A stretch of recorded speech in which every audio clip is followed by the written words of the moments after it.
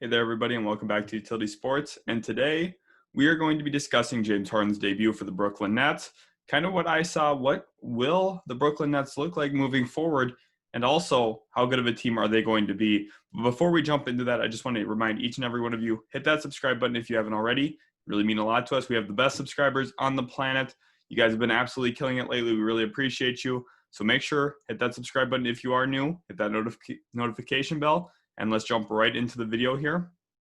So with the Brooklyn Nets, they faced the Orlando Magic yesterday, yesterday from the day I'm recording this. And in that game, they won 122 to 115. And it was a really nice win for them, actually. They had a little bit of adversity. The Magic played very close with them. Vucevic was a real problem, scored over 30 points for the Orlando Magic that game.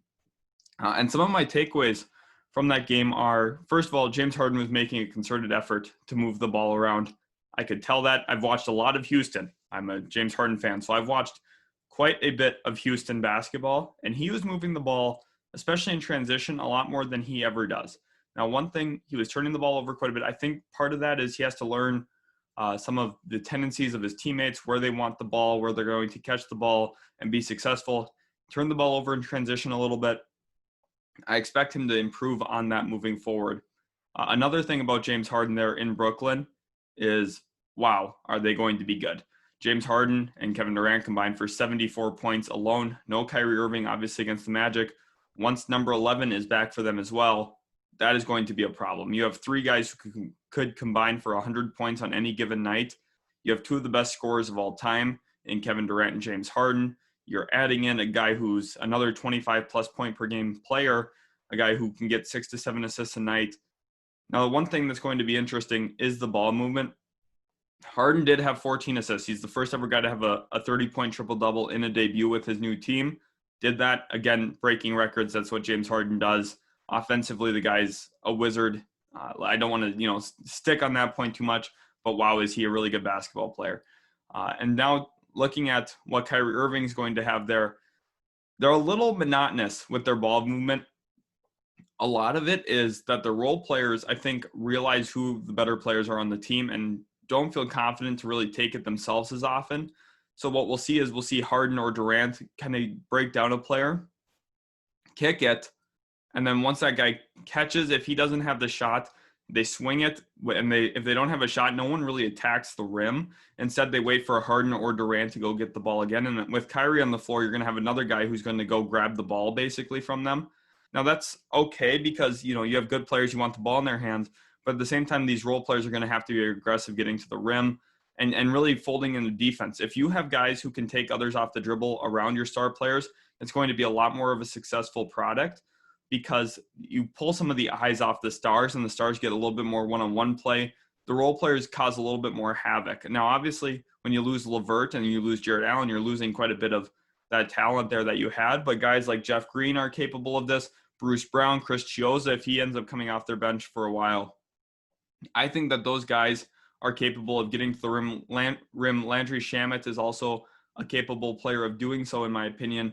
I think that those guys need to look to be aggressive when they catch the ball in the wing. I think that's going to be somewhere that they grow. I think Steve Nash and Mike D'Antoni are going to have to empower those players to do so, though, and that's going to be a little bit of pressure on them, because as soon as you bring James Harden in, you're like, oh, wow, we got a big three. We have to have the ball in the big three's hands.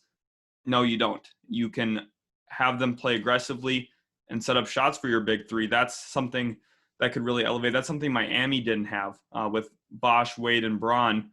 They didn't have Mike Miller, he'd catch and shoot, but he didn't get to the rim. James Jones didn't get to the rim. Mario Chalmers a little bit did. And I think if more players played like that around the big three, they'd find even more success as catch and shoot guys who can, play off the ball a little bit more. But the one thing too about their ball movement is not only did the role players stop it, James Harden does stop the ball a little bit, obviously. Some of it for the best, because he's one of the best one-on-one scorers ever to play the game of basketball, ever. One of the probably top 5 for sure to ever play basketball when it comes to one-on-one scoring. But at the same time, it takes out some of the flow of the game. But obviously, Kevin Durant and James Harden are going to fit together perfectly. Kevin Durant is the perfect player to play off ball, a little bit like Dirk Nowitzki. Dirk Nowitzki never really was a ball handler, never really, took guys off the top of the key, but caught in a whole bunch of areas, scored the ball one-on-one when he had to, and it was a great catch and shoot guy. Kevin Durant kind of plays that similar way. Obviously, a little bit more talented of a ball handler than Dirk was, but the point is that he can play off the ball very well. Harden does not affect Durant. It does affect, however, the other players on the team, including probably Kyrie Irving. I'm really looking forward to seeing how Kyrie and Harden play together. I think the two of them are really better off with the ball in their hands, but both of them are elite shooters as well. I don't want to take anything away from these two. Kyrie Irving is an elite catch and shoot guy. James Harden as a catch and shoot guy is an easy bucket. I mean, the shots he takes, he still shoots a pretty good clip from three, with taking the hardest shots in the league, step back threes, obviously. Now, he's going to get an easier opportunity to get better looking shots and a lot more opportunities to really score the rock at a more efficient pace. I think that the Brooklyn Nets are going to be really good. They need DeAndre Jordan to step up, though. He played only 23 minutes, did not contain Vucevic at all. That's going to be my biggest question mark for them, is their size, especially if they made the finals against, say, the Los Angeles Lakers. How will they deal with Anthony Davis? Also, remember, in the East, they're going to have to go through Milwaukee. Giannis Antetokounmpo will be a problem for this team unless they find a backup center, maybe a guy like JaVale McGee even. I think that's someone who they should really be looking at in Cleveland. I think that they should be paying to bring JaVale McGee in. I know it sounds a little silly saying that JaVale McGee can move the needle, but he's a guy who's won multiple championships. He's been key pieces on the Warriors, the Lakers, and so on. I think that he should come in there to Brooklyn, give them that backup center minutes, because DeAndre Jordan's not a guy who's going to play 36 minutes a night anymore. JaVale can come in, play 15 minutes a night, 10 to 15 minutes, and give you everything you need at that backup center position as a rim runner, rim protector, obviously very solid at that. And I think that's something they really need to figure out is a backup center.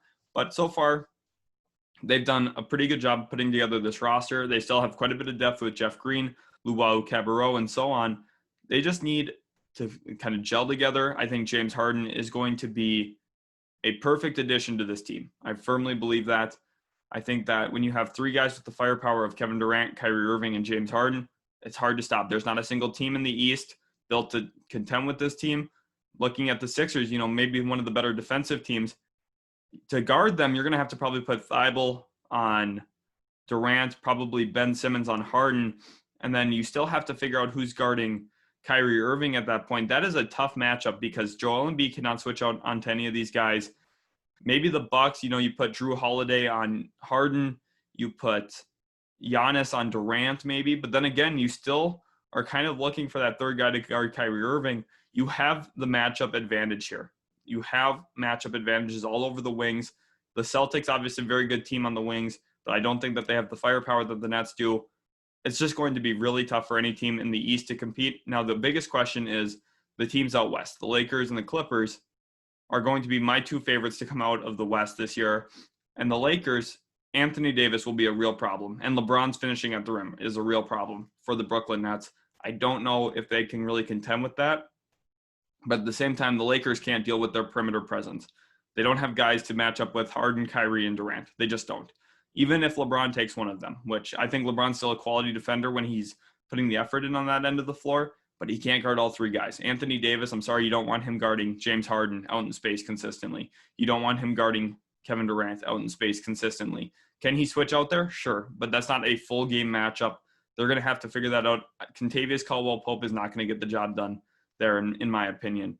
Also, looking at the Clippers, Paul George and Kawhi, both playing really well this year. I think the two of them are going to be problems for the Brooklyn Nets a little bit if they matched up with them in the finals. However, that guard play, I think the Clippers have to make a move to improve over Patrick Beverley at that point guard position. If they don't, I think the Brooklyn Nets would beat them right now with how their team sit.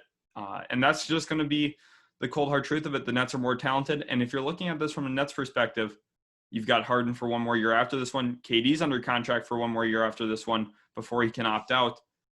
There's going to be a lot of pressure to win. The Nets are going to have to win with how talented this roster is. They're going to have to make some moves, figure it out. But the Brooklyn Nets should be considered the far and away favorites at this point, in my opinion, to win the championship this year, to at least make the finals out of the East. I just don't really see another team that can compete with them. If you guys did enjoy this video, thank you so much. Make sure you hit that subscribe button, hit that like button, and we'll catch you guys in the next video.